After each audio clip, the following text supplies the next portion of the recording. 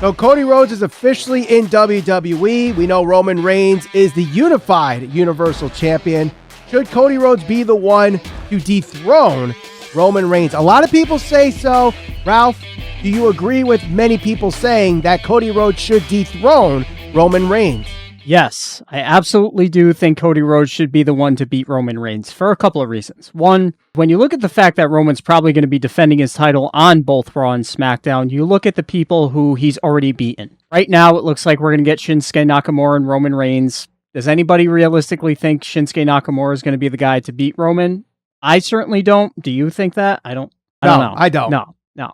And then you look at some of the other people that are being positioned at the top of the card on both of those shows. Kevin Owens came out of WrestleMania despite losing to Stone Cold Steve Austin, looking really good. Do I think they're going to revisit that? Not necessarily. Do I think that Kevin Owens should be the guy to beat him? No, I don't. Then you start to look at some of the other guys, the Drew McIntyres of the world, some of the other top guys, AJ Styles. Roman has pretty much beaten just about everybody at the top of the card. Now, going into WrestleMania and coming out of WrestleMania, we've had a couple of conversations on here talking about how the major storylines that were being built up, they were built up and they delivered. Coming out of WrestleMania, the one thing that I think I can definitely say pretty confidently is, despite them building up some of those storylines, it wasn't like there was one young guy that came out of WrestleMania really looking like he could be a guy that could challenge for a championship. Cody went into WrestleMania making his debut. Raw and SmackDown desperately need, in my opinion, something to reinvigorate the show, some type of facelift, because honestly, between you and I and everybody else that's listening here, I was underwhelmed with a lot of what I saw on Raw, other than Cody Rhodes. I was underwhelmed with SmackDown. I'm underwhelmed with the fact that Shinsuke Nakamura is going to be the first guy to challenge Roman Reigns, because I got to believe that had Boogs not gotten hurt, I don't even know if we'd be seeing this match right now. You know, I think that WWE is kind of in a position where it was like, all right, we planned for WrestleMania, and now it's time to plan for whatever else is going to happen afterwards. I think Cody Rhodes has to be the guy to do it. It's not happening anytime soon. Whoever beats Roman Reigns, I think, is going to be in a position where he's going to be that next generational superstar in WWE.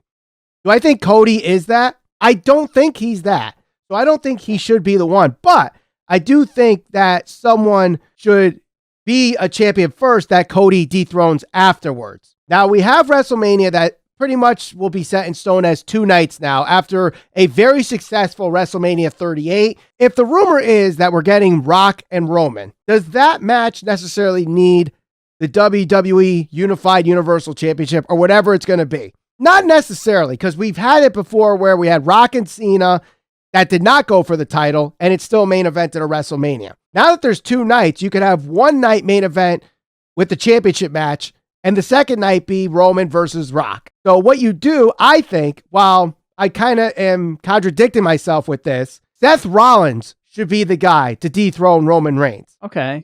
And the reason I say that is, one, it revisits the old storyline from the Royal Rumble where Roman Reigns did not beat Seth Rollins. He got himself disqualified.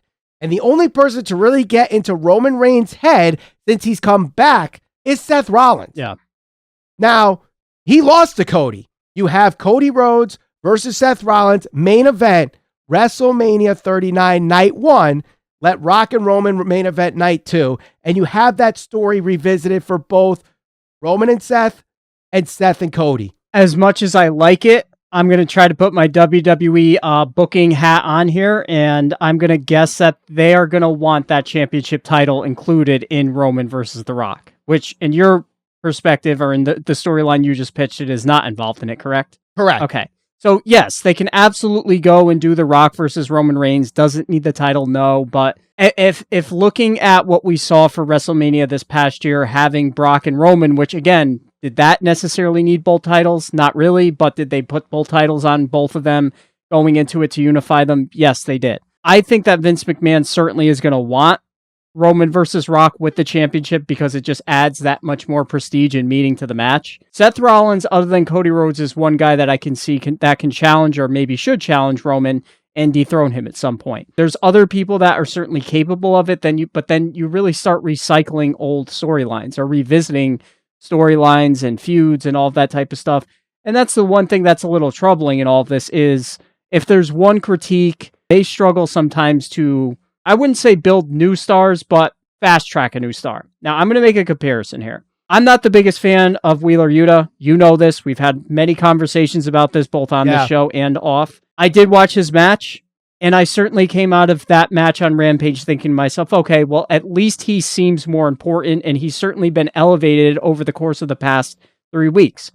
Does WWE do that? Sometimes they do, sometimes they don't. I think that Austin Theory's been positioned pretty well, but the problem is if they try to fast track somebody, they either give up on it, or it takes a very long time for it to get to the point where that person's ready to be in that main event or title picture, or it takes the fans literally like revolting against a storyline for them to say, okay, you know what, let's just give this guy a shot like Kofi or Daniel Bryan. With that, I think it would take a little while to position somebody to beat Roman, so I think Seth could be another option, if not Cody. So you talk about fast-tracking someone to beat Roman Reigns, right?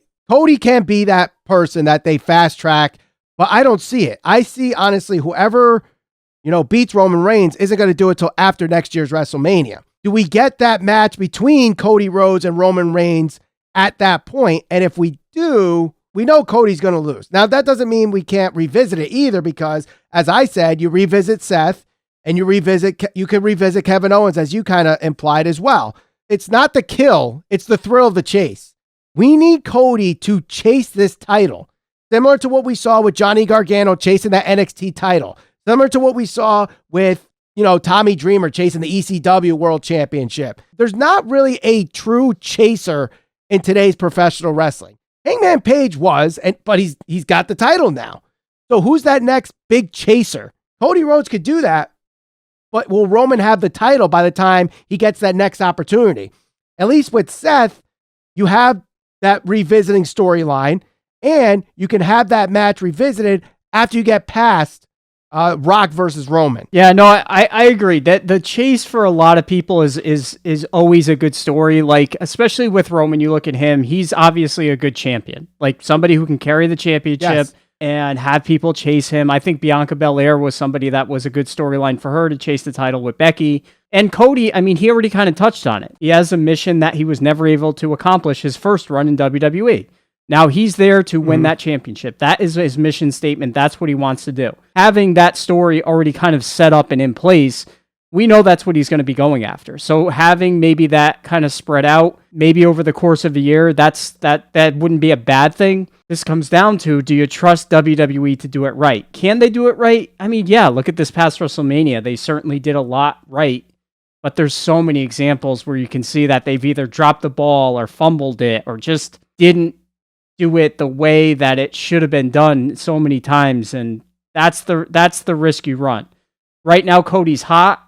He's coming to WWE with a lot of momentum. Do they strike while the iron's hot, or do they wait? That's the question, and I'll throw it back at you.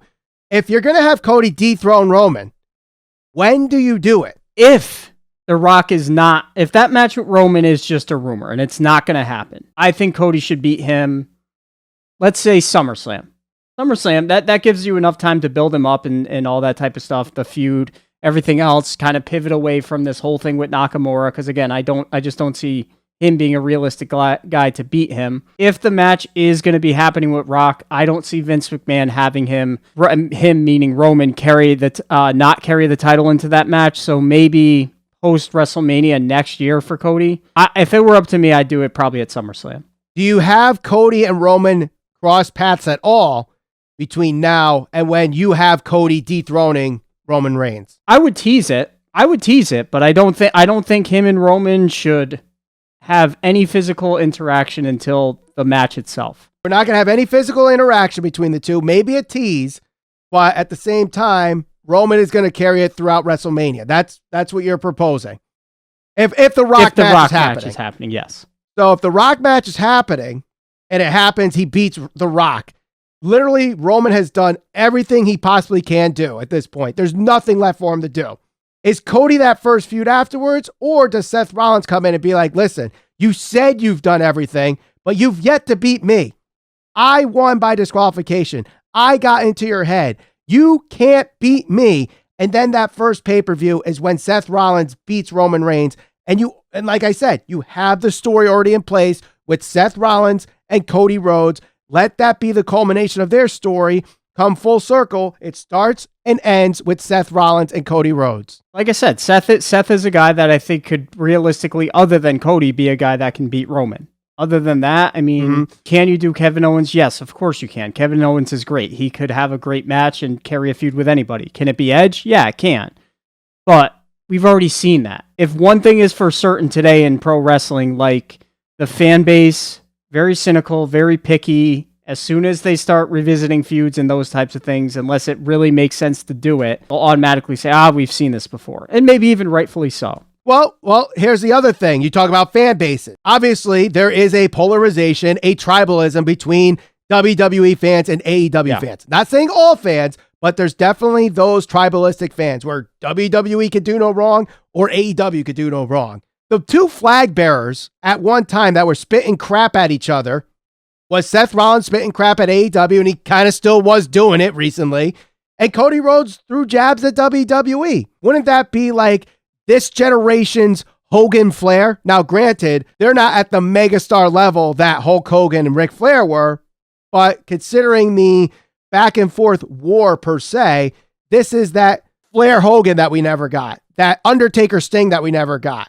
Now this time you can finally deliver by giving us Cody versus Seth, even though they did already, but now in full circle for a title, you could give it to us. Oh yeah, you could certainly do that, and you could even kind of have Seth literally bring that up. Obviously, he said, welcome to the back to the big time, bitch, or whatever it was he said exactly. Welcome back to the big. Yeah, and I do think that is where they're going to go with this storyline. I know that Cody right now is going to face The Miz on Raw on Monday, but I think that this feud between Cody and Seth is going to be a little more prolonged. I don't think this is the last we're going to see of it. I think that they're going to continue to build it up, and I think it's very much going to be built up on the premise that, Seth was there forever and done so many things and accomplished so much, and Cody had to essentially leave the WWE to become who he is today. And I think they're going to continue to touch on that between the feud between these two. Bro, I think whether it's Cody or Seth, I think there's a great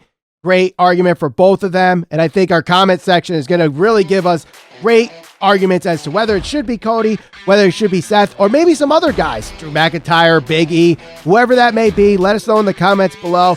Don't forget to share us all over social media. We're on Facebook, Instagram, and Twitter at SCPB Podcast. Subscribe, and we'll see you on the next episode of the Squared Circle Psychobabble.